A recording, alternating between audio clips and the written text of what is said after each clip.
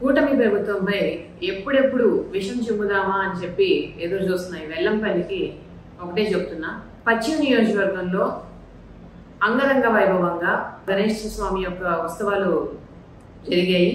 మరి 11 రోజులు అనేక పందిర్లు, ఎన్నడూ లేని విధంగా మరి అనేక పందులకి కూడా మరి ఎమ్మెల్యే సృజన గారి దగ్గర నుంచి బియ్యమే కానివ్వండి, వాళ్ళు అడిగిన ఆర్థిక సహాయమే కానివ్వండి, పందిర్లు మెయింటైన్ చేయడానికి మరి అనేక విధాలుగా కూడా ఈరోజు స్పాన్సర్ చేయడం జరిగింది. వెల్లంపల్లి మాట్లాడుతున్నవన్నీ అవాస్తవాలని చెప్పి కూడా ప్రజలందరికీ తెలుసు. అదేవిధంగా వెల్లంపల్లి మీకు నిజంగానే ధర్మ మార్గం అనేది ఉంటే ఇప్పుడు కూడా మేము ఒకటే అడుగుతాం, అమ్మవారి గుడి పైన 3 సింహాలు ఏమైనాయో ఇప్పటికైనా నిజం తేల్చు. నువ్వు నిజం చెప్పకపోతే నిజం చెప్పించే సమయం ఆసన్నమైంది. అతి తొందరలోనే నీ భరతం పడతామని కూడా తెలియజేస్తున్నాం. మూటాముల్లి సర్దుకొని చక్కగా 3 సింహాలని దాచుకొని సొమ్ము చేసుకొని మరి నీ ముఠా అంతా కూడా నిశ్శబ్దంగా ఉంటే సరిపోదు. మీ అందరి భరతం కూడా పడతామని కూడా తెలియజేస్తున్నాను. అదేవిధంగా నువ్వు దేవాదాయ శాఖ మంత్రిగా ఉన్నప్పుడు ఎన్ని అరాచకాలు జరిగాయి, ఎన్ని దేవతా విగ్రహాల మూర్తుల మీద దాడులు జరిగాయి. వీటన్నిటికీ ఏ రోజైనా నువ్వు మొయ్యే ముందుకు ప్రశ్నకి సమాధానం చెప్పావా? నువ్వు ఏ రోజైనా?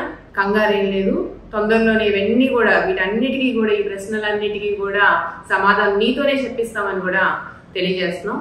అదేవిధంగా కూటమి ప్రభుత్వం ఎంత ఉన్నతంగా ఆలోచిస్తుందో, మరి దేవుడికి ఎవరైతే పందిర్లు పెట్టుకుంటున్నారో, గణపతి పందిర్లు పెట్టుకుంటున్నారో వారందరికీ కూడా ఉచిత కరెంటు ఇవ్వాలని చెప్పి 25 కోట్లు మరి భారమైనా సరే ఇప్పుడు 25 కోట్లు భరించి ఉమ్మడి ప్రభుత్వమే భరించి ఈ రోజు 25 కోట్లు కూడా ఎవరెవరైతే పందిర్లు పెట్టుకుంటున్నారో వారందరికీ కూడా ఉచిత కరెంటు ఇవ్వమని కూడా ఆదేశాలు ఇవ్వడం జరిగింది. గణేష్ నవరాత్రులకే కాదు, రేపు వచ్చే దుర్గా నవరాత్రులు కూడా, అమ్మవారి నవరాత్రులు కూడా ఎవరైతే పందిర్లు పెట్టుకోవాలనుకుంటున్నారో వారందరికీ కూడా ఉచిత కరెంట్ ఇవ్వమని చెప్పి మరి ఈ కూటమి ప్రభుత్వం తెలియజేయడం జరిగింది. వీటన్నిటిని తెలుసుకొని నువ్వు విషయం ఏ విధంగా కప్పుతున్నావో మరి ప్రజలందరూ కూడా గమనిస్తున్నారు.